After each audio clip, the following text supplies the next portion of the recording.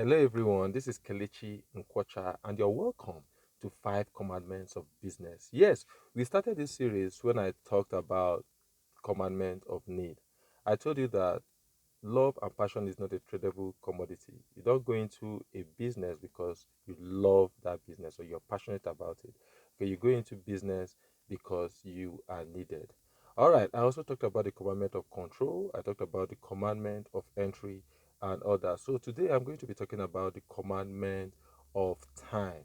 Yes, you should structure your business such that it will free you time. It will give you time to do a lot of things. Now, I want you to go back to the way you started. And that's how most of us started our business. We started out being the manager, we started out being the accountant, we started out being the cleaner, we started out being the secretary, the everything, the marketer, everything. Okay, we were the one running operations and we are the one doing everything. We are the one leading ourselves. Okay, so at some point you get to the point when you start up you start employing people, okay, to do these different tasks that you do. Okay, these same people, you train them so they can do it effectively. You start by employing your secretary, your accountant, you employ your marketer, you employ different components of the business so they can handle it.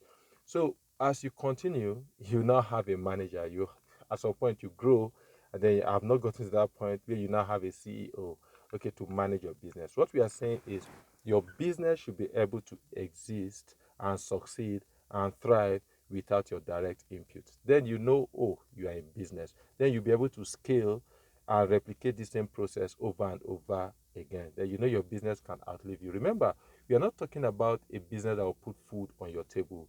We are talking about a business that has the capacity making you a millionaire, okay?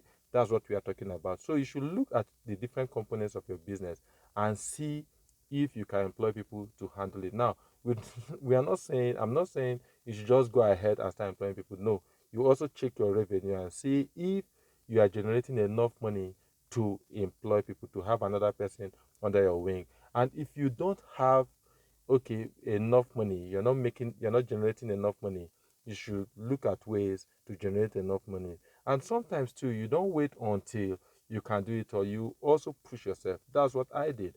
Okay, sometimes when you are paying that salary, it's painful. I know that sometimes I took from my personal savings to pay salaries, and it has happened not once, not twice, especially during this COVID.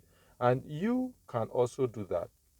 She also look at, okay, I want this person to handle this thing better than me. You train the person and you expose the person to different resources that will make them more efficient than you. All right, so this is what the commandment of time is all about. Whatever you want to do with that time, it's your business. But the most important thing is your business should give you time.